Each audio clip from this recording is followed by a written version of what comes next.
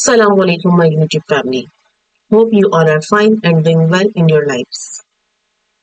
So, friends, imagine a teacher enters the classroom and writes on the board a mathematical question. Half of the class gets the wrong answer. Does this mean students are weak in mathematics? What do you think? Well, no. It means the teacher probably used the wrong teaching approach. Now imagine two teachers teach the same chapter in two different classes. One teacher's student scored 95%, the others score only around 45%. The textbook is same, the students are same, the same age group है students का, same syllabus है. But ऐसा क्या difference है जो इन दोनों classes के result में आपको नजर आ रहा है? The answer is mathematics pedagogy. पिछली वीडियो में हमने सब्जेक्ट पेडागोजी का कॉन्सेप्ट क्लियर किया था. आज हम उसी सीरीज का पार्ट 2 लेकर आए हैं, मैथमेटिक्स पेडागोजी. इसके major approaches, common student misconception, test में क्वेश्चंस कैसे बनते हैं और हाई स्कोरिंग टिप्स क्या हैं, क्या स्ट्रेटजीज हैं जिनको फॉलो करके हम CRQs में हाई स्कोर कर सकते हैं. ये तमाम चीजें आज हम इस वीडियो में डिस्कस करने वाले हैं. वीडियो एंड तक देखना क्योंकि लास्ट में मैथ्स स्पेसिफिक MCQs और CRQ बैंक है जो एग्जैक्टली टेस्ट पैटर्न को फॉलो करता है. Now imagine you are teaching a child with the number. For example, ले लेते हैं like you are teaching a child what the number 5 means. If you simply write 5 on the board, the child only see a symbol. Board पे teacher ने 5 लिख दिया तो छोटे से बच्चे को सिर्फ एक सिंबल नजर आ रहा है. But if you place 5 apples on the table, 5 directly लिखने के बजाय अगर आप 5 एप्पल्स एक टेबल पे रखें या कोई भी 5 आइटम्स आप एक टेबल पे रखें, suddenly the child understand what actually the 5 means. This is mathematics pedagogy. It's not just teaching mathematics, it is the teaching mathematics in the way the brain naturally learns. Now, many candidates confuse journal pedagogy with mathematics pedagogy. Mathematics pedagogy वो specific knowledge है जो teacher को ये सिखाती है कि abstract material concepts को concrete समझ में आने वाले तरीके से कैसे सिखाया जाए स्टूडेंट्स को. जर्नल पेडागोजी आपको बताती है हाउ टू टीच, लेकिन मैथ्स पेडागोजी आपको बताती है कि नंबर सेंस, ऑपरेशंस और प्रॉब्लम सॉल्विंग्स को स्टेप बाय स्टेप कैसे बिल्ड किया जाए. मैथ्स एक हायरार्कियल और सिक्वेंशियल सब्जेक्ट है. मीन्स के एक कॉन्सेप्ट दूसरे कॉन्सेप्ट से लिंक कर रहा होता है. ठीक है, जैसे मल्टीप्लिकेशन समझने से पहले ऑब्वियसली आप बच्चे को डायरेक्ट मल्टीप्लिकेशन पे तो नहीं लेके जाओगे, उसको पहले क्या सिखाओगे, एडिशन. ठीक है, इसलिए मैथ्स पेडागोजी में सीक्वेंसिंग सबसे इंपॉर्टेंट चीज है. फॉर एग्जाम्पल, अगर किसी को आप क्वाड्रेटिक इक्वेशन सिखा रहे हैं तो उससे पहले डेफिनेटली आप पहले क्या सिखाएंगे उसे, linear equations.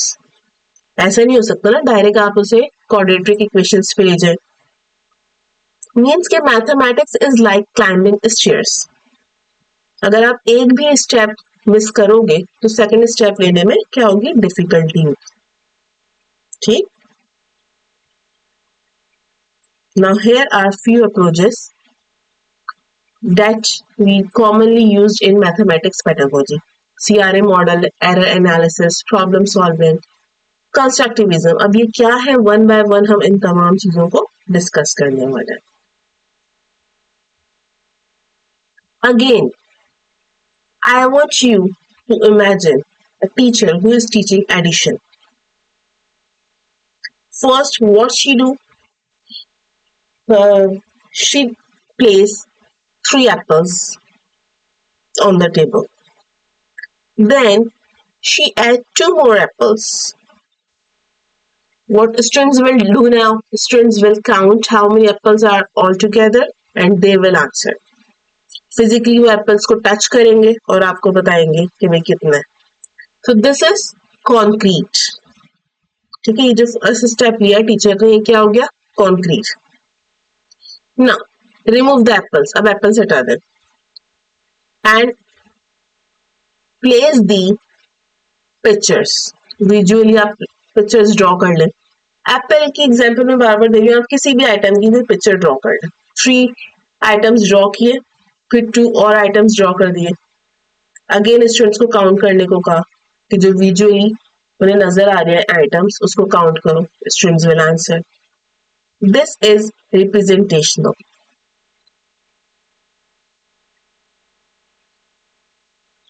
Finally what teacher did, she will erase the pictures. वो जो उसने विजुअल्स बनाए थे वो इरेज कर दिए. And then she will write the samples. फिर उसने डायरेक्टली लिखा 3 + 2 = 2. Student will give the answer 5. Now students understand the symbols. This is abstract. Getting?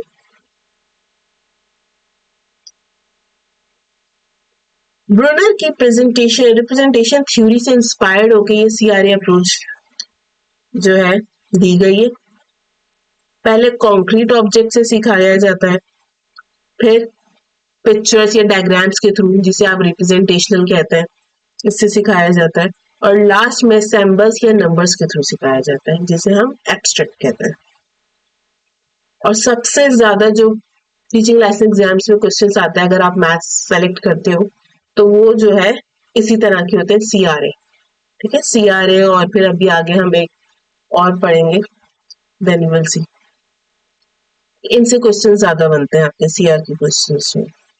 Okay, अब टीचर्स क्या यहाँ पे मिस्टेक कर देते हैं. टीचर्स मिस्टेक ये कर देते हैं कि डायरेक्टली वो सिंबल से स्टार्ट करते हैं. But an effective teacher always starts from object. Okay, चले, here is an MCQ for you. You have to write the answer in the comment section. A teacher is using counters. एक teacher counters use कर रही है. What stage is this? अगर आपको पूरी story मेरी याद है कि स्टेप 1 में टीचर्स ने एप्पल रखे, फिर दूसरे में विजुअल्स बनाए, फिर तीसरे में सैम्पल्स लिखे, तो आपको पता होगा, तो आप इसका आंसर इजीली दे सकेंगे कि ये कौन सी स्टेज है. ठीक है, please tell me in the comment section.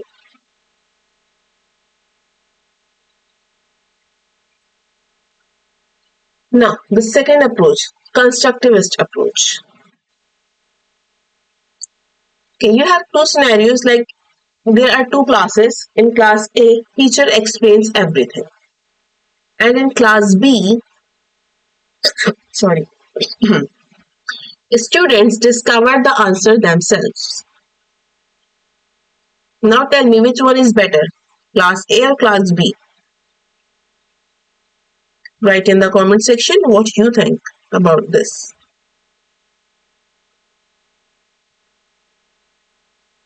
Now suppose you are teaching even and odd numbers, and instead of saying that even numbers are divisible by 2, हम ये बच्चों को डायरेक्टली ये स्टेटमेंट दे दें, क्या कर सकती है टीचर? कोई भी आइटम, 20 आइटम्स या 20 बटन्स टीचर ने स्टूडेंट्स को प्रोवाइड किए and ask them to make pairs. Soon, a student will discover some number always form pairs and some don't. Now, teacher will ask a student, what do you notice? And students will create the rule. not the teacher. Okay, this is constructivism. Student खुद discovery के जरिए concepts बनाते हैं, teacher सिर्फ facilitate करता है। पियाजे और वाइगॉट्स्की की लर्निंग थ्योरीज पे बेस करता है ये कंस्ट्रक्टिविस्ट अप्रोच। गेटिंग?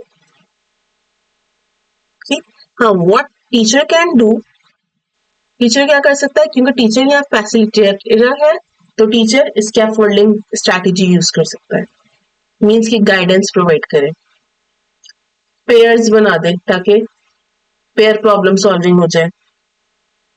ठीक है, और जो टॉपिक पढ़ा रहे हैं उसको जो ऑलरेडी टॉपिक स्टूडेंट्स पढ़ चुके हैं उससे कनेक्ट करें ताकि स्टूडेंट्स के लिए भी परफॉर्म करना इजी रहे। I hope there is an confusion till now. कोई भी कंफ्यूजन है you can write in the comment section. Now the third, problem solving approach. Okay, if I talk about me, for me, mathematics is like solving a mystery. And every detective has to follow 4 steps. और ये जो problem solving approach है इसके 4 steps, polio ने कहा कि भाई students अगर इन 4 स्टेप्स को फॉलो करें तो वो अपने प्रॉब्लम्स को इजीली सॉल्व कर सकता है maths. Okay, the first step is understand the problem. Student सबसे पहले क्या करेगा? He will understand that what is being asked. Then in second plan, they will devise a plan. In second step, they will devise a plan. कि कौन सा formula use होना है, कौन सा मेथड यूज होगा, ये सब सेकंड स्टेप पे होगा। Then third step, carry out. यहाँ स्टूडेंट सॉल्व करना स्टार्ट करेगा प्रॉब्लम्स को, कि मेथड क्या यूज कर रहा है वो ऑलरेडी डिसाइड किया हुआ था, अब इम्प्लीमेंट करेगा। फॉर्मूला कौन सा यूज करना है वो ऑलरेडी सेकंड स्टेप पे डिसाइड हो चुका था, थर्ड में अब उस फॉर्मूले को यूज करें। In fourth step, look back, means की check does the answer even make sense, वो जो उसने आंसर फाइंड आउट किया है वो ठीक है या नहीं। फॉर एग्जाम्पल, क्लासरूम में टीचर 15 into 12, टीचर ने क्वेश्चन दिया, आंसर स्टूडेंट ने फाइंड आउट किया 1500। अब टीचर क्या करे कि बजाय इसके क्या भी हो गया नेक्स्ट क्वेश्चन पे मूव कर जाए, no, teacher will ask can एक प्रॉब्लम सिचुएशन क्रिएट करके टीचर एक क्वेश्चन कर ले। For example, can 15 chocolates packed in 12 boxes really becomes 1500 chocolates? Teacher ने क्वेश्चन कर लिया। अब स्टूडेंट क्या होगा, he will immediately realize something, वो फौरन से जो है रिकॉल करेगा चीजों को, कहीं कोई मिस्टेक तो नहीं हुई। सो this is look back. Okay,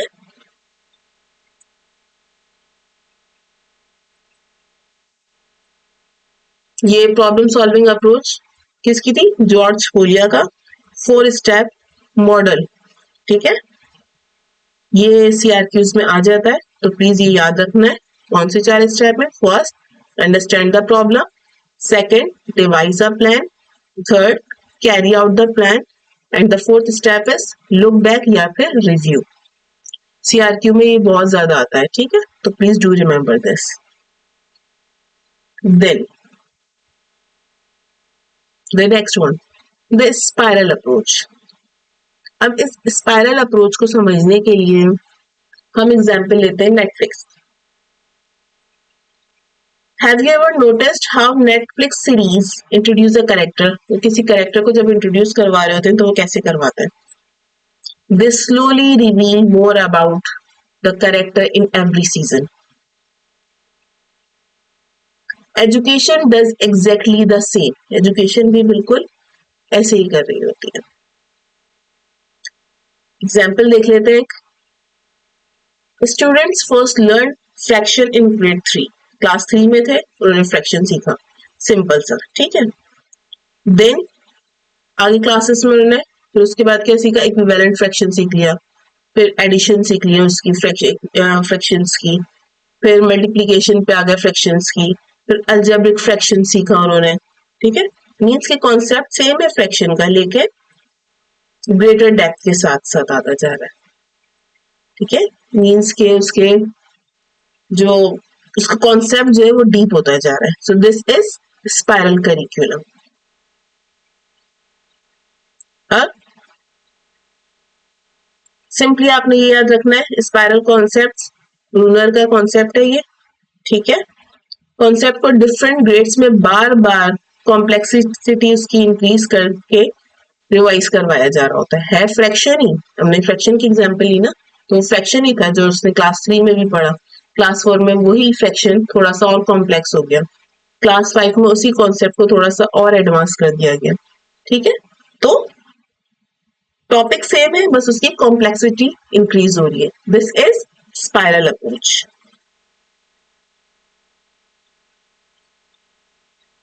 next we have real life approach, इसे हम कॉन्टेक्सचुअल मैथ्स भी कहते हैं। इसमें क्या, टीचर ने स्टूडेंट से पूछा, क्या पूछा, डेली लाइफ से related questions like have you ever gone to shopping, have you calculated the change, have you ever check time, have you ever measured a room. See, इस तरह के क्वेश्चंस पूछे, स्टूडेंट्स विल आंसर यू कि हाँ भाई, obviously सब market shopping के लिए भी गए होंगे, कहीं नहीं गए तो शॉप पे तो अपने पेरेंट्स के साथ जाते ही हैं, फादर की चीज दिलाने के लिए बच्चों को ले गए, छोटे अगर बच्चे हैं तो। ठीक है, तो उन्होंने वहां से कुछ खरीद लिया, पैसे देके दुकान वाले ने उनको कितने पैसे वापस किए, ये तमाम चीजें बच्चे डेली लाइफ में कर रहे होते हैं, तो दे विल आंसर यू। ठीक है, तो वो आंसर करेंगे आपने, तो आपने उन्हें बताना है कि yes congratulation, you are already using mathematics in everyday life, daily life में आप मैथ्स यूज कर रहे हैं। इससे क्या होगा, इससे वो नहीं होगा कि भाई अक्सर क्लासेस में हमने हमने खुद इतने सारे टॉपिक्स पढ़े, लाइक ट्रिग्नोमेट्री पढ़े, और मैं खुद अक्सर सोच रही थी कि कहाँ यूज होता है। ठीक है, लाइक स्टार्टिंग में मेरा ये बहुत क्वेश्चन होता था अपने आप से कि ट्रिग्नोमेट्री हम अपनी रियल लाइफ में कहाँ यूज कर रहे हैं। तो इस तरह के क्वेश्चंस के स्टूडेंट्स को आंसर होने चाहिए कि भाई अगर आपने ट्रिग्नोमेट्री पढ़ा है तो रियल लाइफ में कहाँ यूज कर रहे हैं हम। गेटिंग, मैथ्स को डेली लाइफ एग्जाम्पल से लाजमी लिंक करना है ताकि स्टूडेंट्स रेलिवेंस समझें। रेलिवेंस नहीं समझेंगे तो ये बोलेंगे कि भाई बेकार में इतना कुछ हमें इतना कॉम्प्लेक्स टॉपिक पढ़ा लिया, ये वो। तो इन चीजों से बचने के लिए जरूरी है कि आप रेलिवेंस जरूर समझाएं स्टूडेंट्स को। Okay, now here are common mathematical misconceptions। कुछ ऐसी मिस्टेक्स होती हैं जो तमाम स्टूडेंट्स कर रहे होते हैं, मोस्टली स्टूडेंट्स यही काम कर रहे होते हैं। अब फॉर एग्जाम्पल कुछ एग्जाम्पल्स आपके पास स्क्रीन पे भी अपेयर हो चुके हैं। ओके, फॉर एग्जाम्पल एक कॉन्सेप्ट है कि भाई multiplication always makes number bigger, but what is it really true? एक सिंपल से एग्जाम्पल ट्राई करते हैं, आपको ट्राई करें, अगर हम if we are going to multiply 5 with 1/2, the answer will be what? Obviously 2.5। So this is the misconception. Students का concept क्या होता है कि जब भी मल्टीप्लाई होगा आंसर क्या आएगा? बिगर नंबर आएगा, बट इस केस में ऐसा नहीं हुआ। तो इस तरह के जो मिसकंसेप्शंस हैं जो स्टूडेंट्स करते हैं, ये मिसकंसेप्शंस आपने माइंड में रखने हैं। Being a mathematics teacher obviously आप डेली क्लासरूम में ये चीजें फेस कर रहे होंगे, और अगर आप अभी न्यू टीचर हैं और आपको इतना ज्यादा आइडिया नहीं है तो आप इस मैथमेटिकल मिसकंसेप्शंस को सर्च करके उनके अच्छे से जो है याद रखना, और किस तरह से इन इश्यूज को रिजॉल्व, इन मिसकंसेप्शंस को क्लियर किया जाए, ये आपको पता होना चाहिए, क्योंकि इस तरह के क्वेश्चंस आपके पास सब्जेक्ट पेडागोजी में इन फॉर्म ऑफ सीआरक्यू जरूर आएंगे। ठीक है, जैसे स्टूडेंट्स को मल्टीप्लिकेशन वाली एग्जाम्पल हमने देखी। ठीक है, फिर एक मिसकंसेप्शन उनका होता है 1/4 को 4 से बड़ा समझता है। क्यों? क्योंकि डिनोमिनेटर बड़ा होता है, तो उनको होता है कि भाई ये बड़ा नंबर है। इसी तरह से इक्वल का साइन अगर आ जाए, ठीक है, तो वो उसको क्या आंसर फॉलो समझना, बैलेंस की तरह नहीं लेते। ठीक है, तो इस तरह की छोटी छोटी सी चीजें जो आपको पता होनी चाहिए कि कौन से मिसकंसेप्शंस मैथ्स में स्टूडेंट्स कॉमनली कर रहे होते हैं। सब्जेक्ट पेडागोजी का काम ही है कि इन मिसकंसेप्शंस को एंटिसिपेट करना और उन्हें एड्रेस करने के लिए स्पेसिफिक स्ट्रेटजीज को यूज करना। ठीक है, जैसे फ्रैक्शन बार्स या फिर नंबर लाइंस को यूज कर रहे होते हैं। ठीक है, okay, I hope there isn't any confusion till now. If yes, please do write in the comment section. Okay, how exam questions are framed. सबसे important चीज, अब पेपर में किस तरह के क्वेश्चंस आएंगे। अप्रोचेस के साथ साथ मैं आपको बताती रही हूँ कि किस तरह के क्वेश्चंस आएंगे, और देख लेते हैं। प्योर थ्योरी, थियोरेटिकल क्वेश्चंस आ जाए। ठीक है, डायरेक्ट डेफिनेशंस आपसे पूछ लिए जाए, या फिर डायग्नोस्टिक सिचुएशंस आ जाए। ठीक है, मैं कोई सिचुएशन दे दी, अब आपने बताना है, आइडेंटिफाई करना है कि उस बच्चे ने कौन सा मैथ्स एरर कर दिया है। ठीक है, या फिर जैसे मिसकंसेप्शन है, कोई कोई बच्चे ने भी इस तरह से मिसकंसेप्शन कर दिया, अब आप उसकी उस मिसकंसेप्शन को कैसे एंटिसिपेट करोगे, कौन सी अप्रोचेस यूज करोगे। ठीक है, वो आपने बताना होता है। ओके, या फिर सिनेरियो बेस्ड क्वेश्चंस आने के बहुत ज्यादा चांसेस हैं मिसकंसेप्शन वाले। ठीक है, फॉर एग्जांपल एक देख लेते हैं हम, कोई सीआरक्यू आ गया आपके पास, explain Polya's problem solving model with a classroom example, या फिर discuss any 3 approaches to teaching mathematics with examples. ठीक है, तो हर टॉपिक को आपने थ्योरी से लिंक भी करने की कोशिश करनी है, और रियल लाइफ क्लासरूम एग्जांपल्स तो लाजमी आपने देनी ही है। ओके,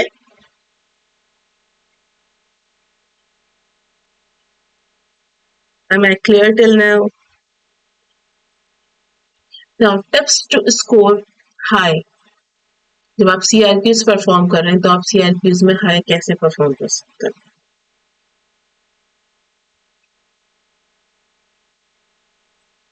यस, देखो फॉर एग्जांपल सीआरए सीक्वेंस को ऑर्डर के साथ याद रखना है आपने। ठीक है, सबसे ज्यादा यही कॉन्सेप्ट आ रहा होता है सीआरए वाला। ओके, या फिर आपको अच्छे से पता होना चाहिए पोलिया के 4 स्टेप्स को एग्जैक्ट ऑर्डर में याद करना है, ये कौन सा स्टेप पहले है कौन सा बाद में है। ठीक है, आपको पता होना चाहिए। इसके अलावा हर अप्रोच का एक क्लासरूम एग्जाम्पल्स आपके पास बिल्कुल रेडी होना चाहिए कि किसी भी अप्रोच का क्वेश्चन आ जाए आप उससे रिलेटेड क्लासरूम एग्जाम्पल दे सकते हो। कॉमन मिसकंसेप्शंस की प्रैक्टिस करें, जो मैं आपको बार बार बोल रही हूँ। सिनेरियो बेस्ड क्वेश्चन आ जाता है। ठीक है, कि भाई स्टूडेंट ने ये मिसकंसेप्शन किया, अब आपने किस तरह से उसको आप करेक्ट करेंगे, आपने वो बताना होता है। ठीक है, थ्योरी जो स्कॉलर्स हैं आपके पास, उनके नेम जो है साइटेशन में देने की जरूर कोशिश किया करें। लाइक ब्रूनर का अभी हमने पढ़ा, पोलिया का पढ़ा, कंस्ट्रक्टिविज्म में वाइगॉट्स्की और पियाजे हमने देखा। ठीक है, तो जो है ये एक अच्छा इंप्रेशन दे रहा होता है। Get it? अच्छा, सैंपल से एक सैंपल क्वेश्चन है, एमसीक्यूज एक तरह का। अ क्लास 5 स्टूडेंट सॉल्व्स, एक क्वेश्चन आपके पास लिखा हुआ है, as a math educator what is the best immediate pedagogical response. से पेडागोजिकल रिस्पॉन्स आप क्या देंगे भाई। सो ऑप्शंस आपके पास ऑलरेडी गिवन है, and the right option is already marked here, like use visual fraction step, CRA model को use करना है आपने। ओके, सीआरए मॉडल को यूज करते हुए आप इस कॉन्सेप्ट को क्लियर करेंगे स्टूडेंट्स को। अगर आपको मजीद क्वेश्चंस चाहिए, अगर आप चाहते हैं कि एमसीक्यूज पे या सीआरक्यूज बेस्ड पे मैथमेटिकल सीआरक्यूज और एमसीक्यूज बैंक बनाया जाए, तो आप please right in the comment section, I will definitely provide you. अगर ये वीडियो हेल्पफुल लगी हो तो सब्जेक्ट पेडागोजी के नेक्स्ट सीरीज आने वाली है, उसमें हम इंग्लिश पेडागोजी पढ़ेंगे। ठीक है, और हम देखेंगे कि किस तरह से वो क्योंकि देखो हर सब्जेक्ट की पेडागोजी डिफरेंट होती है, सब्जेक्ट पेडागोजी का मतलब ही है। ठीक है, इंग्लिश की पेडागोजी कम्प्लीटली डिफरेंट है। ठीक है, जो टीचिंग मेथड्स आपके पास मैथमेटिक्स में बहुत अच्छे से वर्क कर रहे होते हैं, अक्सर वो लैंग्वेज क्लासरूम्स में वर्क नहीं कर पाते। ठीक है, क्यों नहीं कर पाते? इंशाल्लाह नेक्स्ट वीडियो में हम इस बात को अनकवर करेंगे। और अगर आप किसी भी तरह के टीचिंग रिक्रूटमेंट टेस्ट की प्रिपरेशन कर रहे हैं या टीचिंग लाइसेंस एग्जाम्स की प्रिपरेशन कर रहे हैं, तो please subscribe to our channel. After every 3 days, I am going to upload a video related to the teaching license exams preparation, and every day I am uploading short videos for your preparation. So please don't forget to subscribe to the channel and like the video.